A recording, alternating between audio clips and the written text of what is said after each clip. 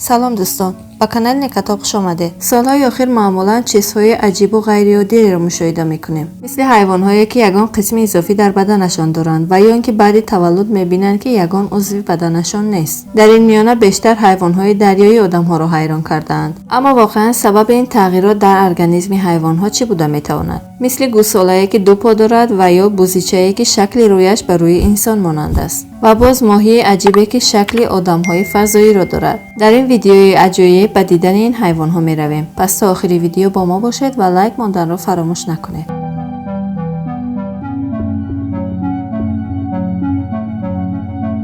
به این گوساله دو پا نگاه کنید. این گوساله در کشور هندوستان به دنیا آمده است. با وجود آنکه دو پای پیش این حیوان نیست، اما او ناامید نمی‌شود و مثل انسان‌ها حرکت می‌کند. هرچند که از این نمودی حرکت می‌ترسد، اما باز کوشش می‌کند. گروهی از آدمان گوساله را دیده گفتند که او باید کشته شود تا زیاد عذاب نکشد. گروهی دیگر گفتند که باید برای او پایهای مصنوعی بسازیم و به او کمک کنیم. صاحب گوساله گفته است که بعدی به دنیا آمدنش تماما حرکت کرده نمیتوانست، اما بعد کوشش کرده به حرکت درآمد. در کشور هندوستان گاو یک موجود با ارزش و پرستش شونده است. مردم این ده میگویند که تولد این گوساله برای آنها برکت میآورد.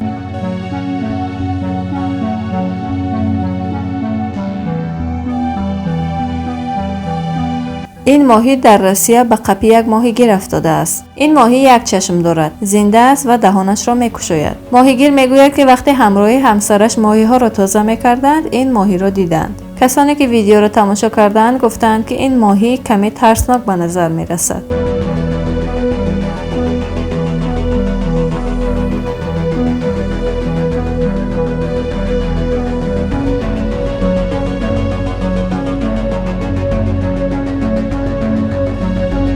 حالا این گربه را ببینید که دو پنجه پای دارد. این مرد آمریکایی گربه را در کوچه می‌یابد که از خنک قریب است که می‌میرد. او برای گربه دلش سوخته او را به خانه اش آورد و بعد چیز عجیبی را در پایش دید. حیوان در پایش پنجه دوم دارد، یعنی گویا که از پنجه یکم پنجه دوم سر زده باشد. صاحب خانه نام گربه را مارشال گذاشته است و با او خیلی عادت کرده است. مارشال که از زندگی کوچکی خلاص شده است، خیلی شاداب و خرسند است.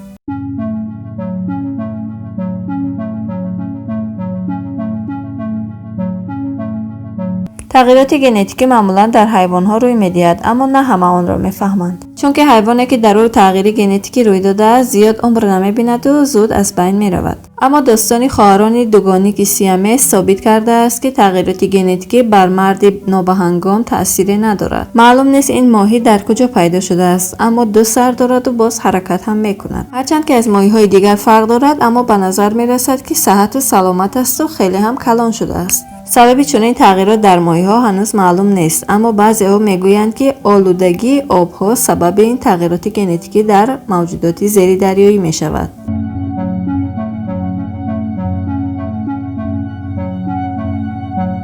آیا حیوانی بی سر را تا حال دیده اید؟ در شهر ویرانه چرنوبیل در اوکراین حیوانی ثبت شده است که بی سر دویده ایستاده است. این حادثه دانشمندان را حیران کرده است. بعد از گذشتن چند ده ساله از ترکشی اتمی در شهر چرنوبیل، مردم آنجا حادثه های عجیبی را تجربه می‌کنند. خطای انسان ها نه تنها دامن خودشان را گرفته است، بلکه به زندگی حیوانات آنجا هم تاثیر رسانده است. گوزن را ببینید که سر در بدن ندارد، اما مثل حیوان های عادی حرکت می‌کند. بعضی از آدمان میگویند که ما در این ویدیو حیوان را نادرست می‌بینیم.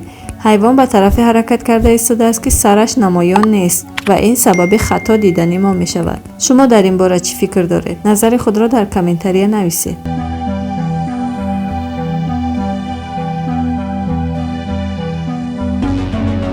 این مرد روز به ده می رود تا باقی مانده عمرش را در آنجا آرامانه گذراند. در نزدیکی خانه‌اش یک حوض ماهی می سازد. او یک روز در درون حوضش ماهی عجیبی را می‌بیند. ماهی که به جای چشم در دو طرف سرش سوراخ‌های کلانی دارد. دهان این ماهی هم خیلی کلان می‌باشد. بعضی‌ها می‌گویند که سبب چنین شکل گرفتن ماهی‌ها آلوده بودن آب‌ها است. باید گفت که این ماهی از تغییرات ژنتیکی رنج نمیبرد، بلکه حالتی نوی را تجربه کرده ایستاده است که دانشمندان درباره آن معلومات ندارند. این گونه ماهی‌ها زیاد زنده نمی‌مانند، اما چرا این ماهی هنوز زنده مانده است نامعلوم است.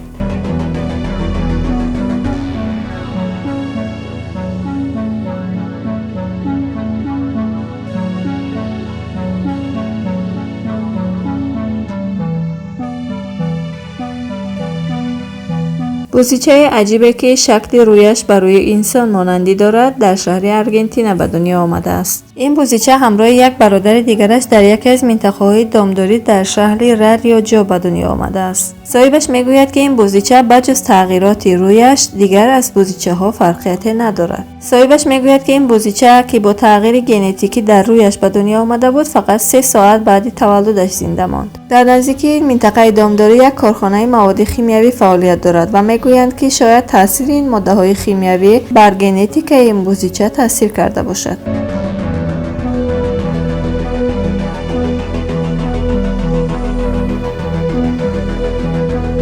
ویدیوی کرم ابریشمی تغییر یافته توسط یکی از شهروندان اوکراین در اینترنت پخش شده است. این مردی اوکراینی که الکساندر نام دارد در شهر اودسای اوکراین یک کرم عجیب را می‌بیند. او میگوید وقتی این کرم تهدید را احساس می‌کند سرش را برداشته عکس‌العملی سخت را نشان می‌دهد. این کرم 2 سر دارد و سر یکمش از سر دومش کلان‌تر است.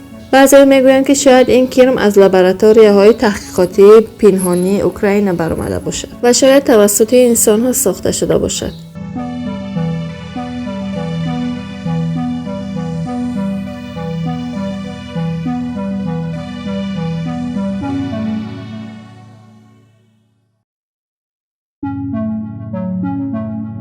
حالا با خرگوشی بیگوش شناس شوید. این خرگوش در نزدیکی ایالت فوکوشیما در ژاپن به دنیا آمده است. 10 سال پیش در اینجا بر اثر زمین جنبی و سونامی ریاکتیوهای اتمی ژاپن از کنترل برآمد و ماده‌های رادیواکتیوی به بیرون پهن شدند. این خرگوش بیگوش هم نتیجه همین ماده‌های رادیواکتیوی است که نه تنها به زندگی انسان بلکه به زندگی حیوان‌ها نیز تأثیر بدی خود را رسانیده است.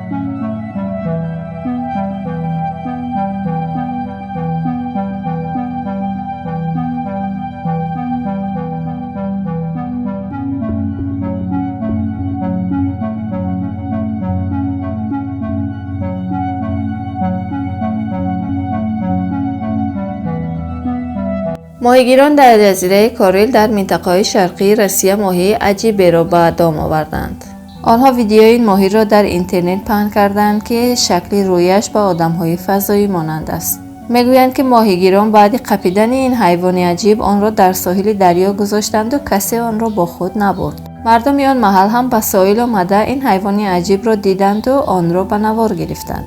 هیچ کس نمی‌داند که این چگونه حیوان بوده می‌تواند.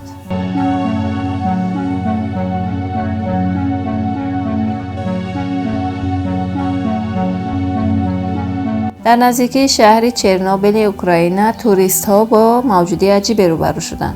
کسانی که ویدیو را تماشا کردند گفتند که این ستاره دریایی است، اما چگونه ستاره دریایی خود را به آبهای کم عمق نزدیکی چرنوبیل رسانیده است کسی نمیداند. دانشمندان با دیدن این ویدیو حیران شدند و میگویند که نمیدانند این چگونه حیوان است. شاید این حیوان باشد که از تاثیر ماده‌های رادیواکتیوی و اتمی تغییر یافته و شکلش این گونه شده باشد. اما گروه دیگری آدمان میگویند که این یک ستاره دریایی است که توسط آدمان به اینجا آورده شده است.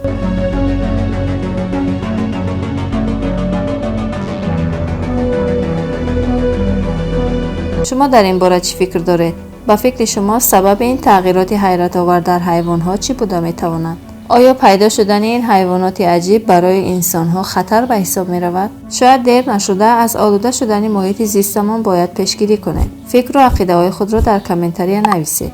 تشکر که تا آخر برنامه با ما بودید. برای بخبر نماندن از ویدیوهای نوبتی ما با کانال ابونه شوید.